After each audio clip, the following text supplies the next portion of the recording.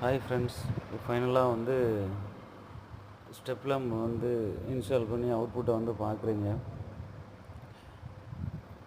பார்த்தீங்க அப்படின்னா இது வந்து சென்சார் இல்லை. நார்மலாக சிங்கிள் வே சுவிட்சில் தான் கொடுத்துருக்கு. ஃபுல்லாக வந்து ஒரே கண்ட்ரோலில் தான் கொடுத்துருக்கு. சென்சார் வேண்டாம் அப்படின்னு சொல்லிட்டாங்க.